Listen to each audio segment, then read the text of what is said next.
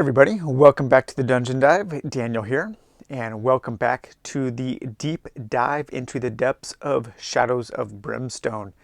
And we are continuing our look at the expansions now. In this episode, we're going to be taking a look at the Derelict ship. Now, straight out of the gate, I've got to say, this is by far my favorite cover of anything Shadows of Brimstone related. I think this cover is just so well done, so dynamic and dramatic. You got these skeletal zombie astronauts just completely surrounding these two cowboy western characters who look totally out of their element. Just imagine what is going through their their heads at this moment, facing this kind of horror here. And the cover art was actually done by, and this is something that I've been forgetting to do, so I apologize. But the cover art was done by Ralph Horsley, and illustrations in this expansion were done by Brian Snoddy, Matthew Morgan, Ralph Horsley, and Ben Wooten. So I think the art is something that doesn't get enough attention in Shadows of Brimstone. I don't know, I never hear people really talk about it as an artistic looking game or its artistic merits as far as like the presentation goes. But I think some of the art is really, really good. And there is so much of it. So this is an Other Worlds expansion, one of the more deluxe expansions, I think. Not quite as deluxe as the the Blasted Wastes, but it's getting there. And I do also think that these two expansions, the Derelict Ship and Blasted Wastes, to me they kind of feel like transitional expansions that kind of bridge the gap between the older two core sets and where the game is now with Forbidden Fortress. They just seem to be kind of slowly progressing, kind of upping their game, making things more interesting. And so these two expansions really do feel like they represent what the Frogs were working for or towards with Forbidden Fortress. And this is also a really cool thematic, I like the theme of this expansion, this kind of like haunted spaceship that has used this dark stone warp drive and definitely gotten too close to something very evil and then brought it back to the planet. Very much like Event Horizon, which is a pretty fantastic movie. Lost in space for centuries, the starship Vostros disappeared with all its crew on its final mission. Hurtling through interstellar space, the ship's systems are still running, its darkstone warp drive still active, tearing open gates in the fabric of space and time that lead into the dark corridors and cold steel rooms of the ship. Though darkness and death close in all around, there are many parts of this derelict ship yet untouched. Amazing weapons and technology to be had if you can survive this terrifying voyage of the dead. So then you're going to get your box contents down there. Your typical Shadows of Brimstone layout. We have a nice piece of art, some writing, and then a pictorial example of some of the things you're going to get to experience. So yeah, really nicely done on the box presentation there. All right, so now let's take a look at the book here. So we have our adventure book. Very typical game content. So you're going to get your overview of the new Other World, a little bit about your new map tiles, your cards, a preview of the 3 new enemies. There are 3 new enemy types in this set, unique to the Derelict ship: 6 Necronauts, 3 large beacon drones, and 3 auto turrets. There are going to be 6 new missions in this book. You have bleeding tokens, stunned markers, broken grate markers, void vortex marker, and some consoles and teleportation nodes. Now these are actually cardboard pieces that are actually used in the game. A lot of the times with Shadows of Brimstone, you were going to get a lot of cardboard chits and tokens that are actually never used, and they actually mention them in all of the rules. Additional counters, several additional encounters, many additional counters have been provided. These are not needed for the main game, but can be used for house rules and missions, as well as future official content. Now, I don't think I've ever seen them go back and use any of these for official future content. I have, however, used quite a few of them in custom missions and house rules, just adding a little bit of theme and flavor. Another thing that this expansion comes with is money tokens. So this is some of them here. They are nice cardboard money. I like the way they look. I like the way they feel. And the Caverns of Cinder expansion came with little cardboard poker chips for keeping track of experience. Now, one house rule that I always play with, and I think it just speeds up the game and eliminates some of the fiddly little bookkeeping, and that is while the players are on a mission, all gold and experience is pooled in a single pool and then handed out as equally as possible after the mission has been completed. This does nerf a few of the heroes who get experience for doing certain things like healing or opening doors, but I think in the end it kind of balances out and just keeps things more on track. I also, as a house rule, play that you can only level up after a mission or in between missions. I believe in the base game you can level up as soon as you hit that next experience tier, but we always wait just because I don't want to stop the game during a middle of a mission for everybody or for certain people to level up. So I play with pooled experience, pooled gold, and you have to go back to town to actually level up. And then you're going to get also your world card here for the Derelict ship. That's going to lay out like an environmental rule, and that is interstellar horror. Whenever a hold back the darkness roll is failed, the hero or heroes furthest from the lantern immediately hear voices in the dark, so they take sanity damage. While on the Derelict ship, whenever a hero explores, looks through a door, or successfully scavenges for loot, they may draw a loot card on a roll of a d6 on a 5+. So you are more apt to find things on the Derelict ship, and I like that as a thematic idea. There are also barriers, so this is when they just kind of started adding a few more interesting things to the maps. They also started adding cover in the Tradera expansion. Let's see, stun markers, bleeding markers, darkstone shafts. This does introduce pits, and you can. I've always played that you can like push and pull people into pits. We'll talk a little bit about that later. Flying creatures, of course, can fly over the pits.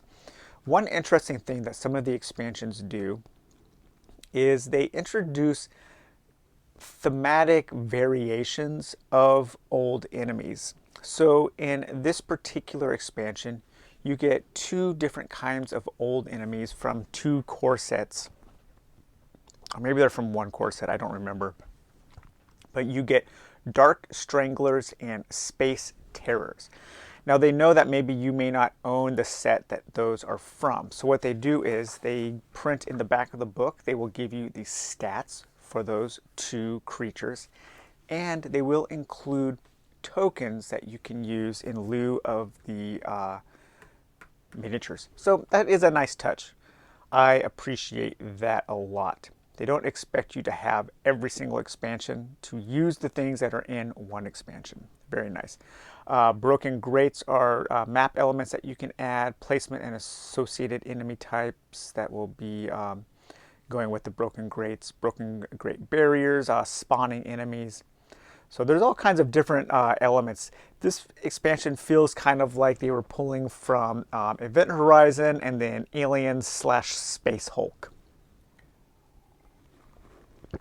All things that I like.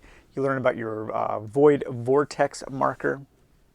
And then we go into our new missions, of which there are 6. Times Echo, the past and the present. Cool. They also started to make the missions a little more interesting, I think, at this point. Collapse the Vortex, Lost in Space, the Captain's Log, a really cool pre-made map that is actually quite large. I don't think it would quite fit on my table in here. Voyage of the Dead and Reactor Breach.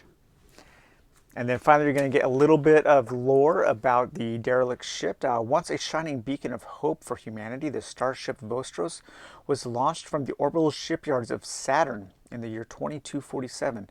A massive vessel, the Vostros was fully equipped with life-sustaining hydroponic gardens, science labs, research bays, teleporters, shuttlecraft, and an experimental dark stone warp core to power the ship. And that's what led to the problems. The ship's advanced systems and warp drive. It was launched with a crew of over 1,000 astronauts. So this is a giant ship, like a generational ship, on an 8-year voyage to explore the far reaches of space within our galaxy and beyond. Using its darkstone warp drive to fold space, the Vostros could cross unfathomably vast distances in hours by passing through the interdimensional void between worlds. You learn about interstellar travel, how the darkstone warp core works, the cold, the dark of outer space of the void, and the last voyage of the Vostros. And then you get some lore on the new enemy types, the Necronauts, the beacon drones, the bioelectrical artificial constructs on board for navigation, and the auto turrets. And again, you're going to get your enemy sheets there for any enemies you don't have that are used in this expansion, and your Otherworld depth event for when you roll doubles when you are trying to hold back the darkness. And some of these are quite brutal. Okay, so additionally, you are also going to get your map cards, and you have your mines. So this does have a normal mine world where your missions will often start in the mine and then end up in the derelict ship. You have a lot of advanced encounters for all kinds of different things, like this ancient obelisk. And that is here on this map tile. I also think that this is where they kind of started to put a little more focus on the art on the map tiles, a little more interesting looking. But the ancient obelisk is a large stone obelisk, stands at the center of the room. Deep runes and markings carved into its rocky surface. Is this some occult work of man, or is it far older, built by a lost civilization? As you gaze upon the runes, you begin to feel a rage building inside you. A random hero has to make a Spirit 6+ test. And you have like a mining accident, submerged tracks with its own little chart to roll on. I love it when cards actually have their own charts to roll on. Charts upon charts upon charts. Rotting beams, rail construction, echoes from the void. What map tile is that one on? That's with the darkstone chasm there. Jagged metal, fatal greed, and an overheating drill. So lots of interesting things. And then you also have, of course, your map cards for the derelict ship. There are 4 rooms that don't have advanced encounters, 2 hydroponic garden tiles that are like these big kind of circle tiles, which are really cool. This was like a completely new shape.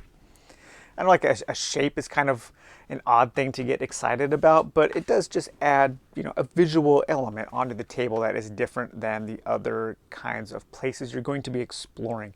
And in a board game, which you are looking at with your eyes, any kind of new visual element is, I think, something to celebrate. That is why art and the aesthetics are so important to me. Then you're going to get your 6 passages, 1, 2, 3, 4, 5, 6, and then you start getting into your special rooms, and each one, again, has an advanced encounter. You're going to have like your cold storage tile here. This room has a set of 2 large stasis pods nestled into the wall, the glass cover of each frosted over with untold aeons of ice. One of the pods is cracking with frayed, arcing wires, and you can see the remains inside are twisted and decayed. The other seems to still be functioning. You can make a lore and cunning check, so you can combine 2 stats and you're looking for a 6-up. Grinding Gears, Intruder Alert, The Darkness Outside, Broken Canisters, Star Map, Blinking Console, that's a nice one with a cool chart there, and Space-Time Distortions. So like I said, the map tiles are getting more interesting with the different shapes, and I think the art is a little better. Here's your starting tile. There's the stasis pods that we were just discussing on the back there. Some minecart tracks. This is one of your normal rooms that doesn't have a special event associated with it. The loading bay there. There's like an underground source of water. Another hydroponic garden. Here's your bridge for the ship. And then the mine tracks kind of like dead ending into this void, this black tarry goo looking stuff. This is a cool shaped room. I always like that. And this tile is amazing. Just something completely gnarly and gross happened in this room.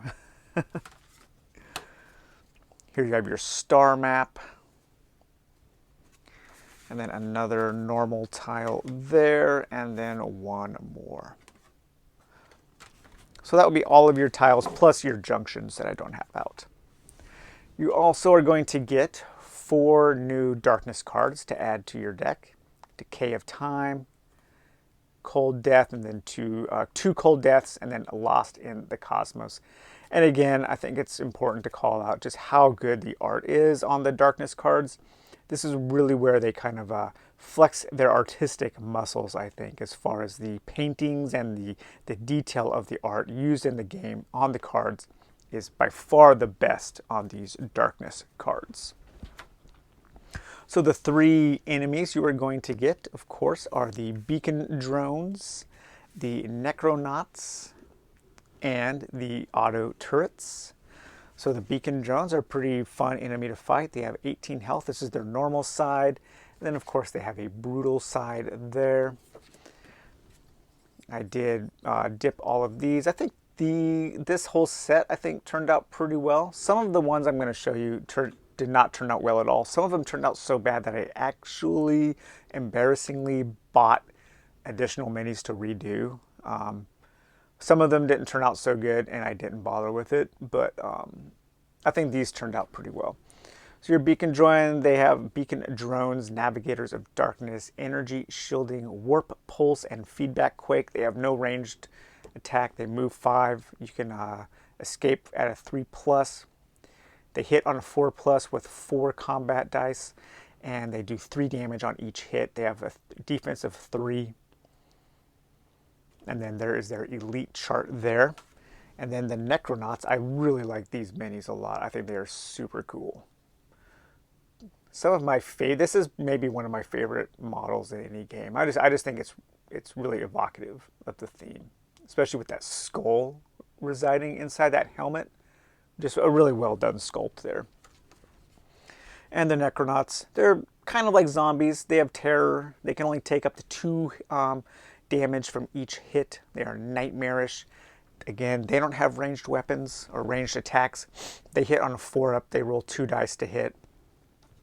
Each of their hits does 4 damage. That's pretty brutal. They have a defense of 4, which is crazy. I mean, that's anytime you do damage to them, they're automatically going to block 4 of it. They're very tough, hard to damage, but they only have 5 health. And then there is their elite chart there, and then their brutal side. All right, then we have the auto turrets. So, of course, these don't move, and they are your basic ranged weapon. They can have a range of 12. These are pretty deadly at the end of a corridor as you're coming down. They will be picking you off. And I don't really ever care for turrets in games, be it a board game or a video game. I don't know. It's always kind of boring, but the turret section of any game is like always my least favorite. And then you are also going to get a stack of encounter cards. Now these I have mixed in cards from the set as well as cards from other expansions that also add cards to this expansion. There are some promo cards in here, and there are also, I think, some cards from the Flesh Stalker, which is a enemy set that we will take a look at later. One of my favorite enemy sets in the game. So some enemy sets and some other expansions will add cards to other expansions. So expansions augment expansions in Shadows of Brimstone. You can get ambushed, but yeah, lots of interesting, really interesting encounters in this expansion. And speaking of interesting, the artifacts are super cool in this expansion. As you can imagine, they were all kind of weird alien artifacts. Darkstone prisms, a work light, which can act kind of like as another lantern. Security key cards, void grenades, warp generators, warp pistols, a plasma torch, a space parasite. I love the parasites in this game, really cool. Medical scanner, a boarding rifle, science logs, different kinds of gloves, a trans-dimensional warp jump, stasis bomb. So yeah, all kinds of fun stuff. A vac suit. That's a really cool suit of armor there.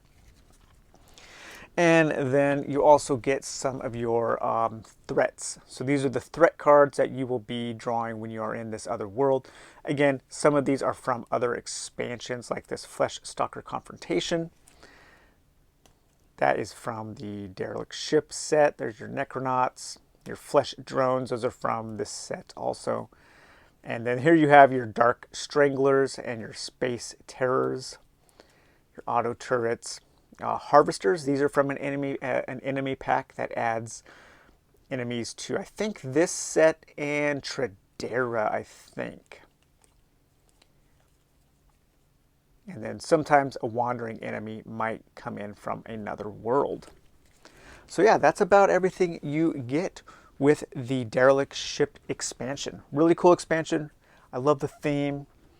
The enemies are okay. I love the model of this guy, but he's a little boring to fight, same as these turrets. But I think the beacon drones are an interesting challenge to fight. But lots of good stuff in the Derelict ship, so I hope you guys enjoyed this video, and we will be back with a look at another Shadows of Brimstone expansion soon. So take it easy. We'll talk to you later. Bye-bye.